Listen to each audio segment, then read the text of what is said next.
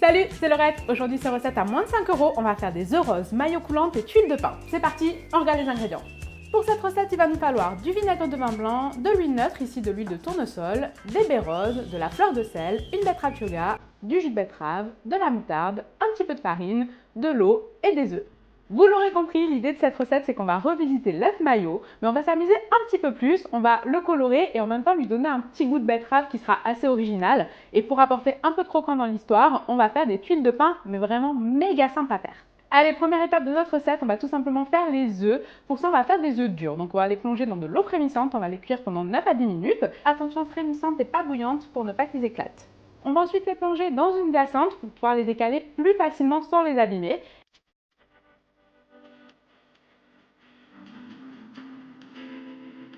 Et de là, on va les mettre dans du jus de betterave pendant à peu près 1 heure au réfrigérateur.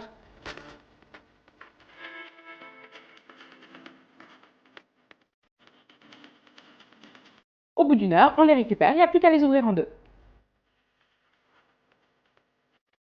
Allez, deuxième étape de notre recette, on va faire la mayonnaise coulante. Pour la base, c'est comme une mayonnaise classique, jaune d'œuf, vinaigre, moutarde, sel. On a remplacé le poivre par des baies roses et on va commencer à mixer dans un contenant haut en ajoutant l'huile en filet. De l'huile neutre, c'est meilleur pour le goût.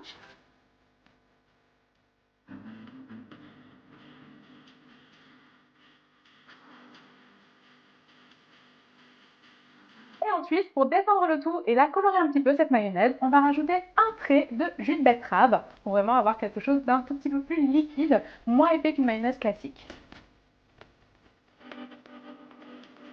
Et voilà, là la texture elle est parfaite, elle est onctueuse, coulante, mais pas trop liquide.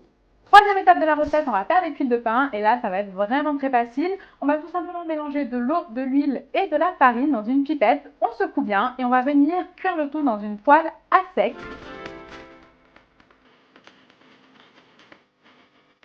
Si on n'a pas de pipette à la maison, on panique pas, on mélange tout dans un saladier et on viendra le mettre à la louche dans la poêle.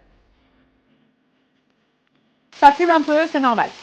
Ça va brûler pendant un petit moment. Dès que tout le liquide se sera évaporé, il va vite nous rester une petite tuile de pain ajourée.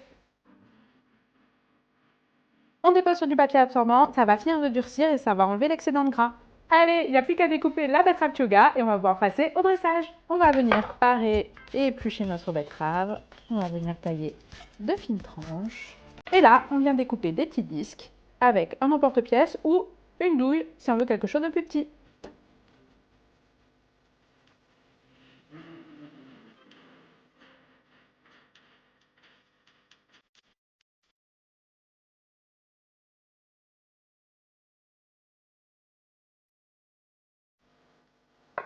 Allez, la dégustation, le meilleur moment. La mayonnaise, elle est hyper onctueuse, la betterave, ça donne vraiment un goût en plus. Vraiment, c'est top, je vous conseille d'essayer à la maison. Et moi, je vous dis à très vite pour de nouvelles recettes. Ciao!